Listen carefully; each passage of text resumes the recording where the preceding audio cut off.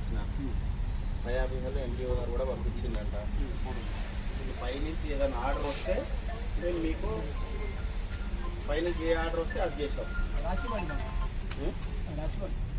ఏది బీబీ నగర్లో ఇల్లు కట్టుకున్న దగ్గర మేము ట్యాక్స్ వసూలు చేస్తాం, మేము జమ చేసుకుంటాం, కానీ ఆన్లైన్లో ఎక్కియం. రిటర్న్ రాసేయాలి. మాకు రోజు మాట అవుతుంది. ఇప్పుడు బీబీ నగర్ ఊర్లోనైనా మిగతా ఊర్లు కూడా ఎక్కి చేస్తున్నాం. అన్ని ఊళ్ళో ఎక్కిస్తున్నారు కదా. నేను మీ ముందంటే నేను రాసిస్తున్నాను. మీరు నాకు కొడుకులు పైకి రిపోర్ట్ అడిగారు వాళ్ళు. మీరు అక్కడ ఇచ్చి వచ్చారు. మీరు అలీ చేసారు, ఎంపీఓ గారికి రాశారు, ఎంపీఓ గారు రిపోర్ట్ పంపారు. మళ్ళీ మీరు ఒక్కసారి మళ్ళీ అక్కడనే అడిగితే అడిగినాం. ఏమన్నారు? ఏమన్నారు? ఇది పబ్లిక్ సెక్టర్ కాదంటే ప్రభుత్వ సంస్థ లెక్క మాట్లాడుతున్నారు అధికారులు. అలా గ్రీప్ సంస్థ లెక్క మాట్లాడు, ప్రైవేట్ సంస్థ లెక్క మాట్లాడుతున్నారు. ఎక్కేయమండి, రాసేయండి అన్నాం. ఇవ్వలే, కూర్చున్నాం. అంటే బీబీ నగర్ వాళ్ళకి పంచాయతీ యాక్ట్ సపరేట్ ఉందా? తెలంగాణ రాష్ట్రం మొత్తానికి ఒకటి అమలు అవుతుంది. బీబీ నగర్ మీ దగ్గర వాళ్ళకు అమలు అవుతుంది. బీబీ నగర్ ప్రాపర్లు ఎందుకు అమలు కాదు? వాడి బీజేపీ వెంచర్లో 4 ఎకరాలు అమ్ముకొని పోయింది. ఎవడబ్బ సొమ్ము? గ్రామ పంచాయతీ ఆస్తి అది. ఆ సెక్రటరీ మీరు లేకుండా అప్పుడు మీరుంటే మీకే యాక్షన్ పడుతుంది. లేకపోతే వేరే ఉంటే వాడు ఎక్కడ జాబ్ చేసినా ఆయన మీద యాక్షన్ పడుతుంది. సస్పెండ్ అవుతారు ఆయన. 4 ఎకరాల భూమి సార్ వెంచరు. 40 ఎకరాలు 10% ఇస్తే 4 ఎకరాలు ఈ సంవత్సరాల కింద అమ్మేసుకున్నారు. ఆడ ఇల్లు లేదు, ఏం లేదు. ఇల్లు ఉన్నట్టుగా క్రియేట్ చేసి రిజిస్టర్ చేసి దాన్ని ఆన్లైన్ లెక్కించింది.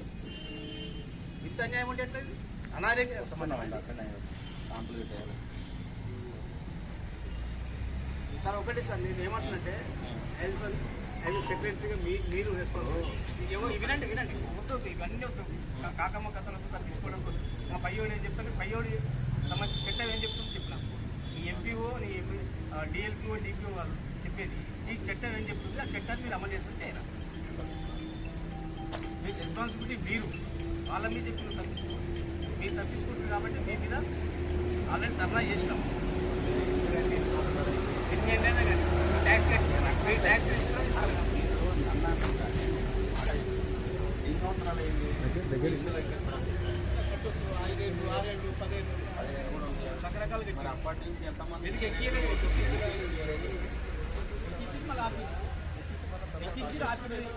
ఇది ఇష్టారాజ్యమా అన్నారు. బీబీ నగర్ వాళ్ళు ఇష్టారాజ్యమా?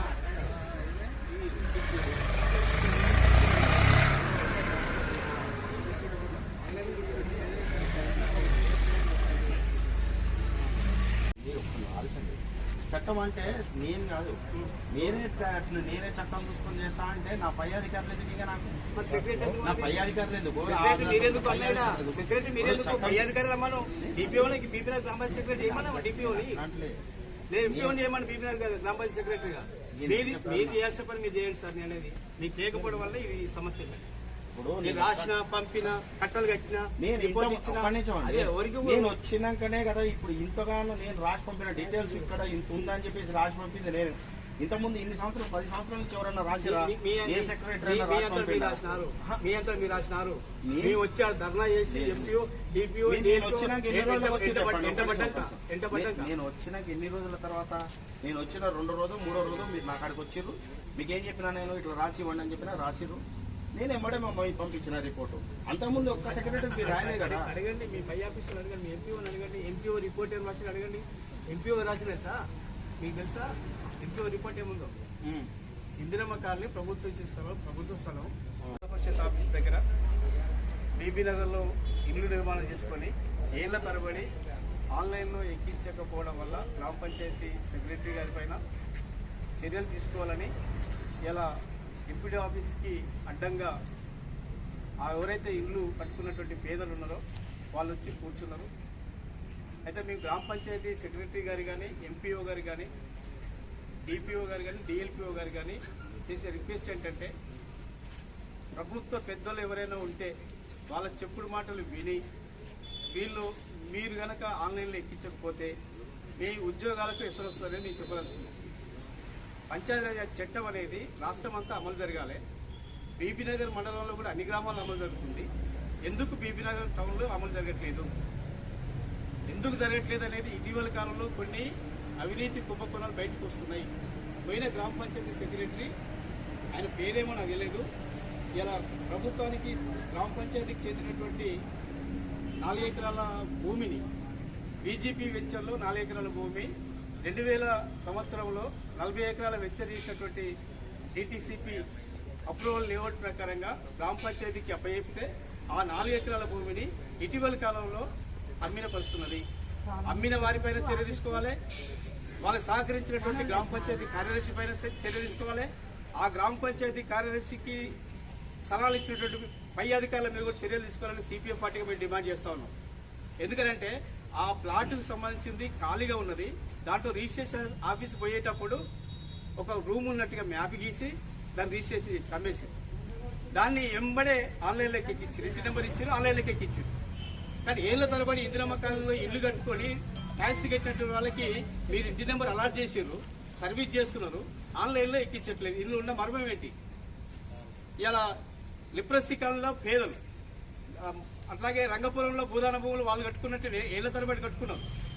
ఈ ఎంపీఓ గారి రిపోర్ట్ ఏమి ఇస్తారంటే ఆయన జాగీర్ లెక్క, ఆయన సంస్థ వ్యక్తిగత సంస్థ లెక్క, ఆయన పబ్లిక్ సర్వెంట్ లెక్క లేడాయన. ఈ ఇందిరమ్మ కాలనీకి సంబంధించిన ప్రభుత్వ స్థలాలు, రంగపురం సంబంధించిన భూదాన భూములు, ఈ రేపు భవిష్యత్తులో ఈ ఇళ్ళని అమ్ముకునే ప్రమాదం ఉంది, అందుకే నేను ఇయ్యను అంటే నీ జాగిరా అది ఒకసారి కన్స్ట్రక్షన్ అయితే కన్స్ట్రక్షన్ అయిన తర్వాత ట్యాక్సీ కట్టి తర్వాత హౌస్ నెంబర్ అలాట్ చేసిన తర్వాత ఖచ్చితంగా ఆన్లైన్లో ఎక్కియాలి. నోటి మాటగా చెప్పడం డిపిఓ గారు, డిఎల్పిఓ గారు, ఎంపీఓ గారు ఈ రకమైనటువంటి ఇలా బీబీ నగర్లో ఉన్న ప్రజలకి ఇబ్బంది పెట్టేటువంటి పరిస్థితి తీసుకొస్తే మాత్రం ఇబ్బంది ఎదుర్కోవాల్సి వస్తుంది వాళ్ళు. అట్లాగే ఇటు విషయంలో 19వ తారీఖు నాడు అడిషనల్ కలెక్టర్ గారికి మేము ఫిర్యాదు చేయడం జరిగింది, జరుగుతున్నటువంటి తతంగం మీద. అట్లాగే పంచాయతీరాజ్ కమిషనర్ సుజన మేడం కూడా ఆన్లైన్లో మేము దరఖాస్తు కూడా చేసినాం, వాటికి సంబంధించి కూడా తెలుస్తున్నాం. అందుకనే ఈరోజు ఇలా చర్చ జరగాలి బీబీ నగర్లో. ఎందుకంటే గ్రామ పంచాయతీ సిబ్బంది, గ్రామ పంచాయతీ అధికారులు లోపల చాలా వ్యవహారాలు చేస్తా ఉన్నారు. ఇలా చట్టబద్ధంగా చేయాల్సిన పనులు, పారదర్శకంగా చేయాల్సిన పనులు చేయకుండా పెద్దవాళ్ళకు ఒక రకంగా, పేదోడికి ఒక రకంగా చేస్తున్న పరిస్థితి ఉన్నది. బీజేపీ సంబంధించింది ఆగమేఘాల మీద ఎట్లా రిజిస్ట్రేషన్ అయింది, ఎక్కువ ఆన్లైన్లో ఎక్కుద్ది, ఏళ్ల తరబడి ఇలా ట్యాక్సీ కట్టుకుని ఇంటి నెంబర్ కలిగి ఉన్నటువంటి వాళ్ళది ఎందుకు ఆన్లైన్లో ఎక్కదు? ఒకసారి ప్లాట్ ఇచ్చడం అంటే సరి అయిపోతుంది, గవర్నమెంట్ది ఇల్లు కట్టించడం అయిపోయింది. కానీ ఇల్లు అమ్ముతాడా, కొంటాడా, ఉంచుకుంటాడా నీకే సంబంధం, అది గవర్నమెంట్ ఇచ్చింది. ఇవాళ ఉంటావు, రేపు పోతావు ఎంపీఓగా, కానీ రిపోర్టును అట్లా తప్పు రిపోర్ట్ ఇవ్వద్దు కదా.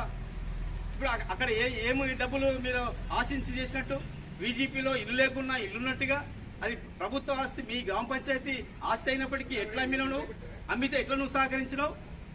అందుకనే పెద్దోడికి ఒక రియల్ ఎస్టేట్ వ్యాపారులు ఎవరైతే ఉన్నారో పెద్ద పెద్ద తలకాయలు, ఆ పెద్ద పెద్ద తలకాయలకి ఈ గ్రామ పంచాయతీ అధికారులు ఊడిగం చేస్తున్నారు. మీ భవిష్యత్తులో ఇబ్బందులు మీరే ఫేస్ చేస్తారు. పేదల పక్షాన నిలబడమంటాను, ఎవరిని ఇబ్బంది పెట్టాలనే ఉద్దేశంతో ఈరోజు కార్యక్రమం చేయట్లేదు. ఇలా హౌస్ ట్యాక్స్ కట్టి ఇంటి నెంబర్ అలర్ట్ అయినటువంటి ఎన్నైతే ఇల్లు ఉన్నాయో మీరు లిస్ట్ అలర్ట్ చేసిరు. డిపిఓ గారి సూచన మేరకు ఎంపీఓ గారు ఇచ్చినటువంటి డైరెక్షన్ లో గ్రామ పంచాయతీ సెక్రటరీ సిబ్బంది మొత్తం బీబీ నగర్ ఊరంతా కళ్ళ తిరిగిరు, ఇల్లు తిరిగిరు, మొత్తం లిస్ట్ చేసిరు. ఆ లిస్ట్ ప్రకారంగా ఇంటి నెంబర్ దేనికి ఉంది, దేనికి ఆ ప్రభుత్వం ఇచ్చిన పట్టా సర్టిఫికేట్ ఉంది, ఇంటి నెంబర్ ఇచ్చిన దానికి ట్యాక్స్ ఉందా లేదా, అవన్నీ చూసుకొని ఇమ్మీడియట్లీగా ఆన్లైన్లో ఎక్కించాలి. మీకు 2-3 రోజులు టైం ఇస్తా ఉన్నాం, లేదంటే భవిష్యత్తులో సిపిఎం పార్టీగా పేదలందరినీ కూడా సమీకరించి పెద్ద ఎత్తున ఆందోళన చేస్తామని ఈ సందర్భంగా హెచ్చరిస్తూ నేను సెలవు తీసుకుంటా ఉన్నాం.